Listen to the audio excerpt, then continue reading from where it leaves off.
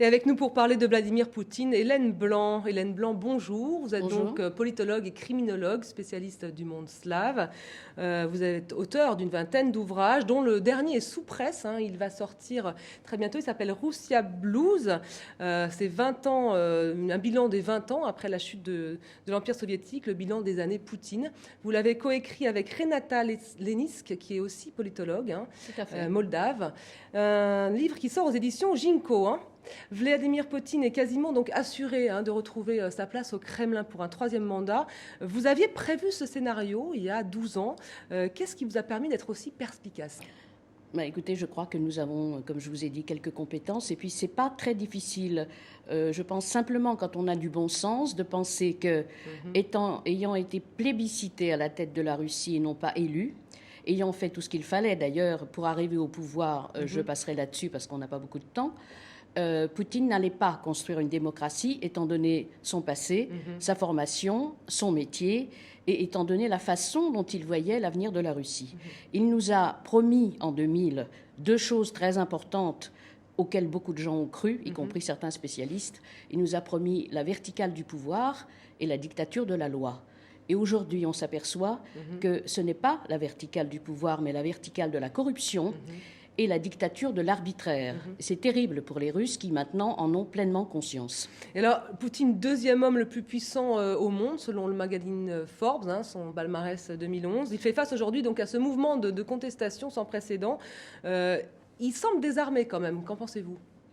Bien sûr, parce qu'ils ne s'attendaient pas à cette réaction-là, étant donné que les Russes sont fatalistes, très patients, etc. Mais vous savez, en plus d'être l'homme le plus puissant du monde à l'heure actuelle, c'est aussi le dirigeant en poste le plus riche. D'après certaines sources, je mets quand même ça au conditionnel, sa fortune personnelle se montrait à 130 billions de dollars. C'est pas mal. Oui, c'est pas mal. Du coup, donc, il a appelé à un renouveau de la démocratie face à une société civile de plus en plus active. C'est ce qu'il a dit dimanche, au lendemain de cette manifestation, notamment à Moscou. Il parle, entre autres, de revenir sur sa réforme de la nomination des gouverneurs, qui pose problème, justement. Bien, après Beslan, en 2004, qui ne passe pas.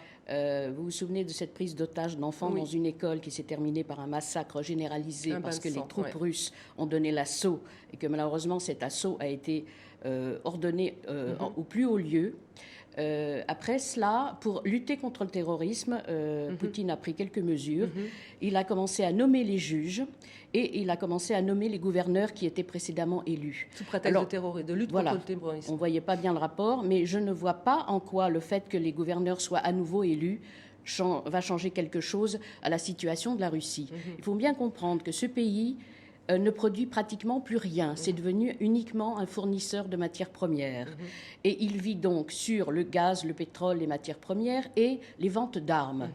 Et c'est à cause notamment du fait que la Syrie est un de ses grands clients, peut-être le plus gros à l'heure actuelle, que l'État russe, enfin Poutine et bien sûr Medvedev également, protège aujourd'hui la personne et le régime de Bachar el-Assad. Alors justement, il est chantre du retour de la puissance russe. C'est un ancien colonel du KGB, on le sait. Il voit la CIA partout. Il soupçonne l'Occident d'avoir finalement formé les manifestants et en Ukraine, mais aussi dans le Maghreb, tous ces printemps arabes, à la résistance pacifique, la résistance civile et pacifique. Est-ce que vraiment il est dans la paranoïa ou est-ce que vraiment on a cette contre-pouvoir à l'Occident pour essayer de faire bouger les choses dans ces pays-là, ces pays tyranniques. Si vous voulez, en fait, Poutine, qui est-il ? Je vous ai dit, c'est un ancien espion. D'ailleurs, ancien, c'est beaucoup dire, et c'est vite dit. Pourquoi ancien ? Dans ces métiers-là, on n'est jamais un ancien.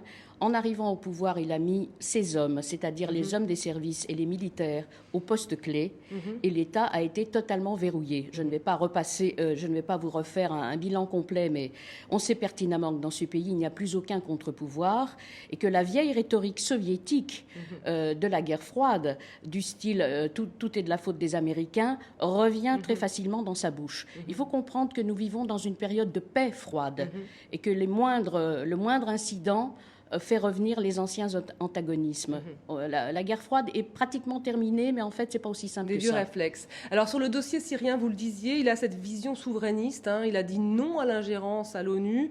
Mais en fait, est-ce qu'il ne redoute pas de subir le même sort que tous ces tyrans dans les pays arabes, et notamment le même sort que Bachar el-Assad en Syrie?